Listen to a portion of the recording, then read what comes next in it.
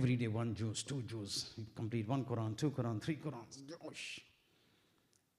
Finished 3 Qurans. I'm giving hadiyah to Imam Zaman. Very good, not a bad. But then that Quran goes onto the mantelpiece.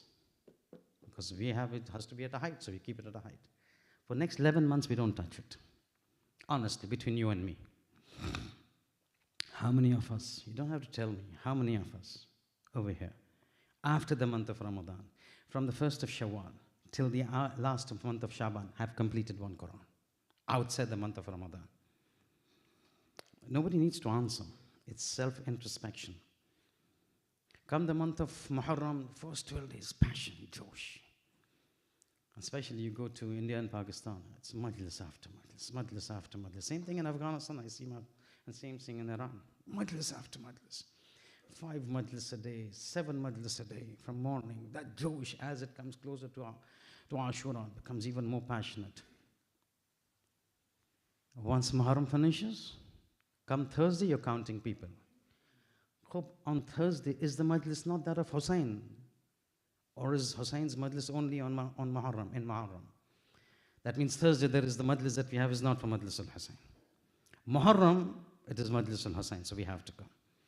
This is a problem with numerous ma'asumeen that mentioned to us. Hatta it is even there in Nahj al-Balagh. And what is that? It says, look, now this is our understanding that certain months you go full on. And then after that, you just phase out, you fizzle out. The passion just dies down. So this is not how Islam teaches us. You've got a tradition from the 4th Imam, Imam Zain al-Abidin, salawatullahi wa salamuhu alayhi.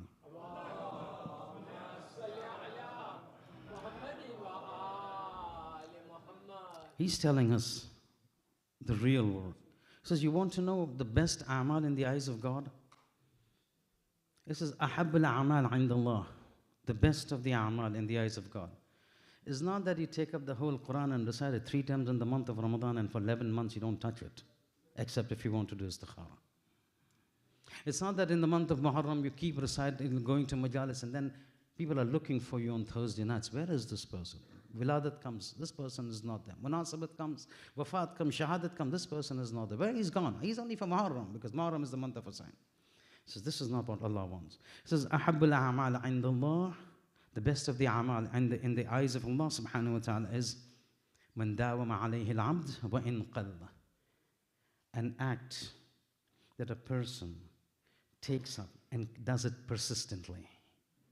But this is not very important. What does the 4th Imam say? He says, أَحَبُّ الْأَعْمَالِ عِنْدَ اللَّهِ مَا دَاوَمَ عَلَيْهِ الْعَبْدِ. The best of the deeds in the eyes of God is that on which a person consistently and persistently does. Then he adds one more sentence to it. وَإِنْ قَلَّ. Even if it is small. Even if it is small. A small act done over 365 days, 5 ayats, 10 ayats, continuously over a year in the eyes of God is more than going full blast in the month of Ramadan and then leaving the Quran for the next 11 months. He says, this is not, and this we've studied in school, haven't we? That means when you focus attention on something and then persistently do it, that has more impact and more effects than doing something full blast and then letting it go. Physics we studied in school, didn't we? We studied lenses and we studied light. And we studied concave lenses and we studied convex lenses. And one of the things when we studied about lens are magnifying glasses. And if you recall, we used to do one experiment. They say, how does the lens focus the light, the convex lens? They say, if you want to test how it focuses, put a piece of paper onto the ground. Take the magnifying glass and focus the rays of light onto the paper. You keep a piece of paper into the sun at 12 o'clock, 1 o'clock, 2 o'clock in the afternoon, it'll remain there for 5 hours and nothing will happen. But you take a magnifying glass, you focus the light onto one point, within 15 minutes it'll start to burn. What has happened? The same light, the same sunlight, the same paper? What has that magnifying glass done? It's made the focus of the light onto one place. Islam says, focus your amal onto one amal or 2 amals. Not just keep rushing from one place to the other and then forgetting it for the rest of the year. This has its impact, this has its effect. Just as the focusing of the light for 20 minutes on a piece of paper by means of a magnifying glass causes it to burn, whereas if that same paper were to be left out into the open for 25 hours, from Dhuhr, Zawal to Maghrib, it will never burn. Islam says focus. Don't go running around. Because in focusing, just as the effect you see on the paper, similarly you will see the effect on your soul because of continuity of an action. Pick up something small. وَإِن قَلَّ, the fourth Imam said. Even if it is small, doesn't have to be one whole juz every day. 5 ayats every day, but over 365 days is more important. I'll give you an example. I'll tell you how this has an impact. I'm conscious of the time. How this has an impact. You heard about that story about Imam Husayn al-Islam coming for the ziyarat of that lady in the Qabristan? Have you heard about it? No? No, okay, so let me say that. Otherwise I could have given some other example. So in olden days there were 2 brothers, yeah? One was very pious. I'm rushing forth now. Very pious. Others, la ubali. Anything goes. Jannah, Jahannam, Allah Ghafur Rahim, we'll see what happens. Ittifaq, and coincidentally, the person who was not very religious passes away. And he was ma'roof, he was mashhoor, that he was just like this. No religion, no nothing. So you say in Arabic, la ubali. He dies, the brother's now worried, doing istighfar, fulan, for my brother's passed away. He sees him in his dreams. He's in a good state. Lush gardens, fields, fulan. He says, what happened? What did you do? You were not this sort of a person to have got this benefit. He said, don't ask me. It's all because of Abu Abdullah al-Husayn. He says, Abu Abdullah al-Husayn, what did he do? He says, I don't know. But you buried me for the next few days. I was an absolute horror. I was being compensated for all that I've done. No namaz, no fasting, no zakat, no khums, no hijab, no beard, no nothing. All of a sudden, the entire thing was taken away from me. All the adab taken away. And instead, I was given this benefit of what you see right now. Beautiful gardens, enjoying myself. He says, what happened? He says, I don't know what happened. But on the day when my adab was lifted from me, a lady was buried. When she got buried, when all the relatives had gone, Imam Husayn came for ziyarat into the Qabristan. When Imam, sallu ala Muhammadin wa ala Muhammad. Imam Husayn came for her ziyarat in the Qabristan. As soon as Imam entered, we heard a shout from the sky, a nida from the sky. Oh, my angels of punishment, Husayn has entered into this Qabristan. Now this Qabristan will not give punishment to anyone. We've got this ruling, we've got this aqidah, that any grave in which a masoom or any place a masoom touches with the intention of shifa, then that place cannot give adab. I refer you to that incident of the Holy Prophet with Fatima bint Asad, if you remember. If not, we'll talk about it some other time. So as soon as he came, the Holy Prophet, the adab was lifted out. And because of that, I'm now in a position that you see. And that lady is buried in this Qabristan where I am there. So this man, this brother gets up. Says, did I see it correctly? Did I hear it correctly? Did I not hear it correctly? So he says, let me go and find out if somebody really was buried in 4 or 5 days after my brother's death. He goes and finds out. He says, ask the caretaker of the Qabristan. He says, yeah, there was a lady. He says, where? This grave. Whose grave is this? This is the lady's grave. Do you know where she lived? He said, don't you know? He says, no, who is she? Hey, she's the wife of the butcher of our locality. Is it? He says, yes. He goes to the butcher. He says, Fulan, because they were in the same locality, he knew him. He says, your wife passed away recently? He says, yes, on so-and-so date. Matched with what the brother had said.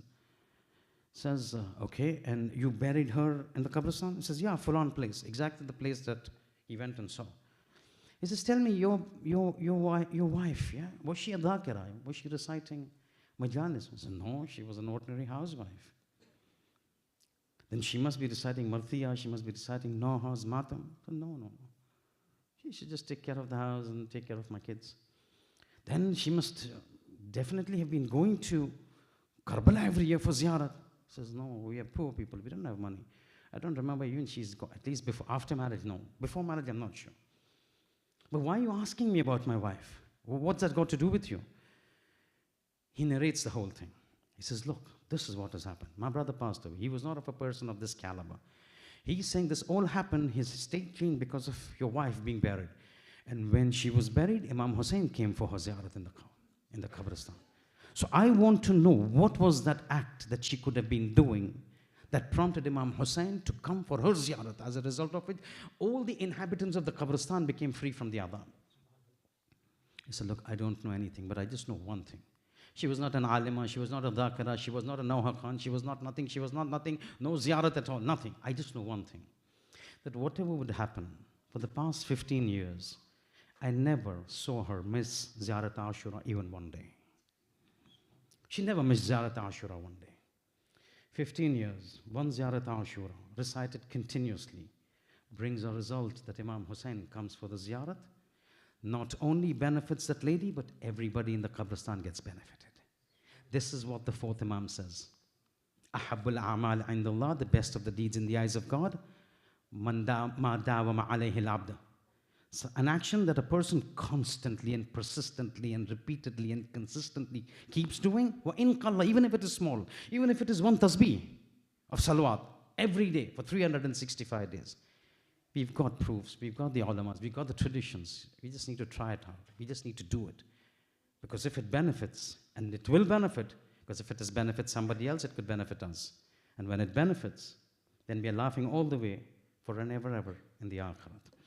إن أحسن الحديث وأبلغ الموعد كتاب الله أعوذ بالله من الشيطان الرجيم بسم الله الرحمن الرحيم والعصر بسم الله الرحمن الرحيم والعصر إن الإنسان لفي خسر إلا الذين آمنوا وعملوا الصالحات وتواصوا بالحق وتواصوا بالصبر.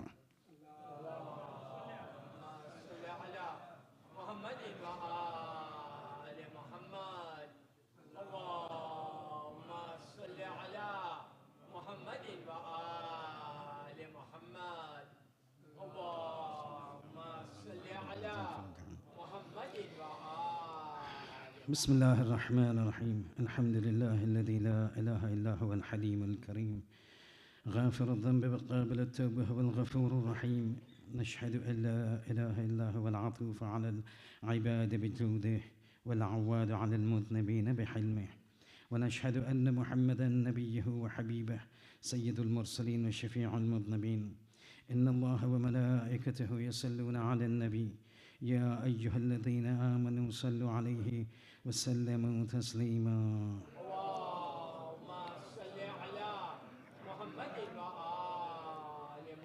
اللهم صل على سيد المرسلين وشفيع المذنبين نبينا محمد صلى الله عليه وآله.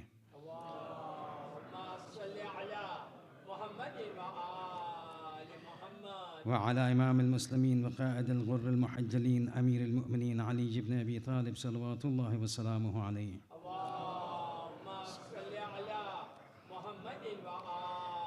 وعلى سيدة نساء العالمين وبضعة خاتم النبيين سيدتنا فاطمة بنت رسول الله صلوات الله وسلامه عليها.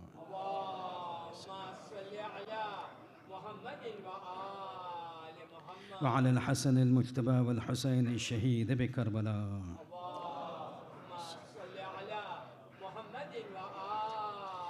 وعلي بن الحسين ومحمد بن علي وجعفر بن محمد وموسى بن جعفر وعلي بن موسى ومحمد بن علي وعلي بن محمد والحسن بن علي عليهم الصلاة والسلام. اللهم صل على مولانا صاحب الزمان.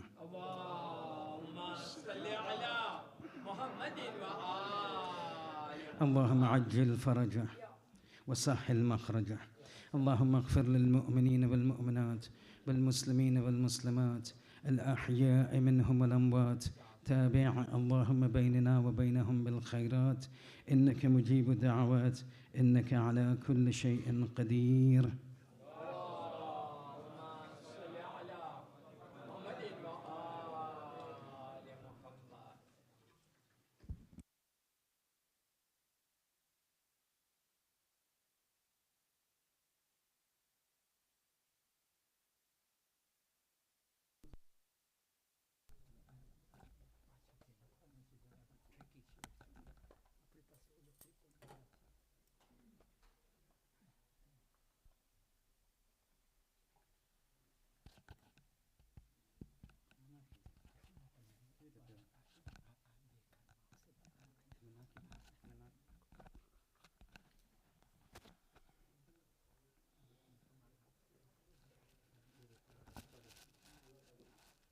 Thanks, Mike.